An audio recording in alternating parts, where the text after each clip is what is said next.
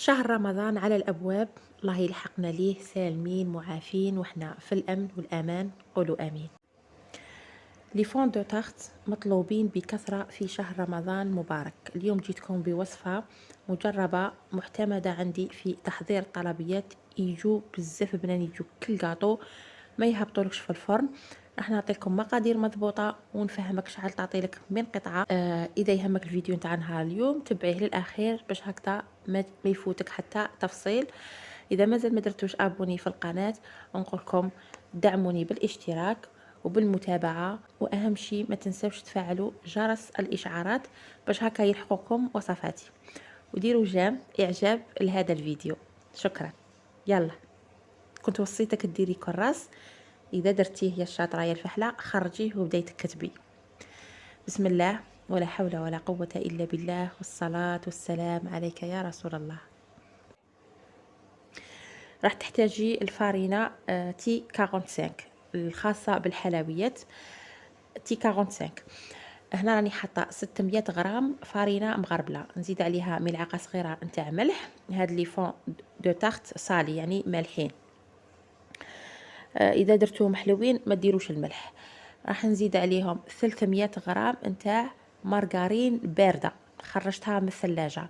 هنا القاعده اللي نخدم بها انايا، الكميه نتاع الفارينه ندير المواتي نتاعها زبده. مثلا هنا درت 600 غرام فارينه، حطيت 300 غرام مارغرين بارده. صاي.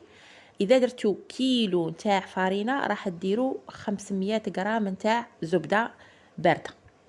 ان شاء الله تكون وصلتكم الفكره. هذا المقادير اللي عطيتهم لكم راح يعطوا لكم 30 بيس، 30 قطعه. اذا درتي كيلو نتاع فارينه راح تعطي لك 50 قطعه، واذا درتي 400 غرام نتاع فارينه راح تعطي لك واحد 20 قطعه، الحجم متوسط. نرجعوا للوصفه تاعنا. كما شفتوني حطيت المارغرين اللي تكون بارده. اذا حبيتوهم يجوكم مقرمشين زيدوا معاهم 4 مغارف كبار نتاع زيت. الزيت يعطي القرمشه. تخدميها بيديك، مش ما تبسيهاش بكف يدك، يعني ما تحكيش الفارينه بكف يدك فقط، غير هكذاك شغل، غير بصباحتك دخلي هذيك الزبده والزيت، ومن بعد تولي تجمعي العجينه بالبيض. انا درت البيضه الاولى، شفت العجينه ما تلمتليش زدت البيضه الثانيه. اذا شتي العجينه تاعك مخصوصه شويه برك ما باقي لهاش بزاف وتتلم، زيدي لها مغرف حتى 2 مغارف كبار نتاع حليب باش تتلم لك. وهنايا ملاحظه، لازم العجينه تلميها يابسه، يعني تلميها كمتماسكه شاده روحها. اذا لميتيها مرخوفه مطلوقه روحها لي فون دو تارت راح يهبطوا لك في الفرن. ولاحظوا معايا كيفاش راني نلم في العجينه، ما رانيش نعجن فيها ولا ندلك فيها، بلاكو لميها برك، ساح فيها غير هكذا بيديك تتلم لك. غير تلمي العجينه، غطيها بكيس بلاستيكي، دخليها للثلاجه تريح الماكسيموم نصف ساعه. بصح مي دروك كي رانا في فصل الشتاء وراه الحال بارد، انا ما دخلتهاش كاع للفريجيدار، خليتها غير هنا يعني ريحت واحد شويه برك، ما خليتهاش بزاف، وبديت نخدم بها مباشره. كيما تقدروا تنسموهم لاباط تحطوا فيها الزعتر زعيتره الاوريغانو يجو ثاني بزاف بنان. اذا باش تشكلهم كاين 2 طرق، خدموا بالطريقه اللي تساعدكم وتعجبكم. تبغوا هنا ترشوا شويه نتاع فارينه، ما تكثروش بزاف الفارينه، شويه برك، تحلوا العجينه بالحلال. السمك ما يكونش رقيق، لا السمك نتوما تحكموا فيه، لانه هذه مساله اذواق. كاينه اللي تحب لي فون دو تارت تاعها رقاق، وكاينه اللي تحبهم شويه خشان. فاليوم انا كي هذه يعني كوموند طلبيه، راح نديرهم يعني السمك يعني هذاك هو اللي ما يكونش رقيق وما يكونش خشين. كما راكم تشوفوا هنا جبت امبورت بياس، لازم يكون شويه كبير على القوالب باش نرفد القطعه وندخلها في القالب. كما راكم تلاحظوا اذا كان القوالب تاعك يلصقوا فرشي فيهم شويه نتاع فارينه، نرفد ونحط. كما راكم تلاحظوا هذه الطريقه الاولى. وهادو لي شيت، هادو اللي يبقاو لي ما نعاودش نعجنهم وما نعاودش نحلهم بالحلال، نولي نبيس بيهم. هنا تولي تبيسي صح، لانه العجينه غير تولي تلمي فيها وديري لها الفارينه وتحلي فيها بالحلال، واش يصرى لها راح تنشف وتفقد كميه كبيره من الماده الدسمه من الدهون، وبالتالي ما يحافظولكش على ديك القرمشه وديك الخفه وكاع كينا صح. نبدا هنا نلبس في القوالب بهذه الطريقه، ندخل العجينه هكا ندخلها الداخل، نلبس عادي قالب وراني نلبس فيه بالعجين.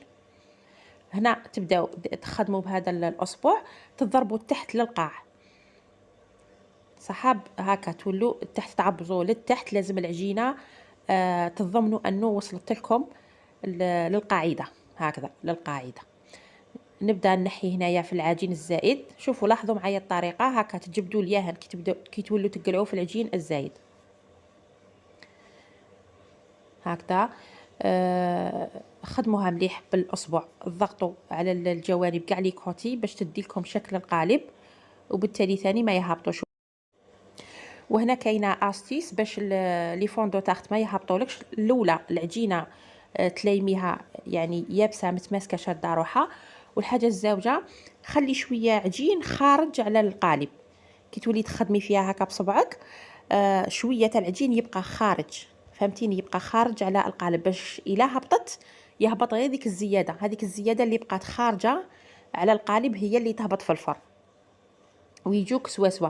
هنايا بالك وكاش وحده تقول لي تهضري بزاف، سي نورمال، فيديو كاينه اللي ما تعرفش تخدمهم، هذه اول مره راح تسييهم، اكيد راح نفهمها كاع في لي ديتاي صحاب. ها ما تقولوا ليش تهضري بزاف، انا صح نهضر بزاف يعني في مي هذه وصفه كي تقدميها لازم تقدميها بالشكل الصحيح وباش ينجحوا لهم. الطريقه الثانيه، حكمي العجينه ووزنيها 40 غرام. اذا كانوا ليمول الحجم متوسط ديريهم 40 غرام، اذا كانوا صغار ديريهم 30 غرام. حطيهم هكذا كما شفتيني انا درت، ديري مكويرات وتبداي عادي بنفس الطريقه تلبسي ليمول بنفس الطريقه. هنا جبت هذه الاداه لكم تلاحظوا فيها، هذه شريتها مع هذه خاصه بلي طاغتولات وكامل، راني نطبع بها ولا نساوي بها الشكل كما راكم تلاحظوا. عمليه بزاف هايله، شحال عجبتني انا، عاونتني بزاف سيختو كي تكون عندك كوموند كبيره. صبعك شويه يتوجع كي تولي تخدمي غير بداك الصباع تنضري، فعاونت روحي بهذه. تقبضي تحكميهم كاع بفرشيطه، تحكميهم ثقبيهم كاع بفرشيطه، ثقبيهم مليح مليح مليح كيما درت انايا. عاودي دخليهم للثلاجه يرتاحوا واحد ربع ساعه يعني ماكسيمو نصف ساعه. هذه اذا كان عندك الوقت، خليهم ماكسيمو نصف ساعه. سخني الفرن تاعك، شعلي له من الفوق ومن التحت ودخليهم يطيبوا. اذا كانت كما انا هذه كوموند، طيبتهم لها ابلون يعني على بياض، ومن بعد هي تعمرهم وتزيد تكمل لهم طيابهم. مده الطهي ما تفوتش 15 دقيقه، واذا طيبتوهم طياب كامل حمرتوهم مليح يدولكم 20 دقيقه. واحترموا مده الطهي. بالنسبه للتخزين، اذا خدمتيهم رمضان ان شاء الله حطيهم في علبه تكون محكمه الغلق ودخليهم تحت في الثلاجه، ما ديرهمش في الكونجيلاتور، غير تحت في الثلاجه ما يصرى لهم والو. لاحظوا معايا من بعد اللي طيبتهم، شوفوا ما هبطوش في الفرن، وكي يهبطوا شويه فقط. مباشره غير تخرجيهم من الفرن، ديموليهم، خرجيهم من الليمول، نحيهم من الليمول باش يبقاو محافظين على ذيك القرمشه. ديروا اعجاب لهذا الفيديو وبارطاجوه، ديروا بارطاج ثاني لهذا الفيديو. يلا خليكم بين يدين الله.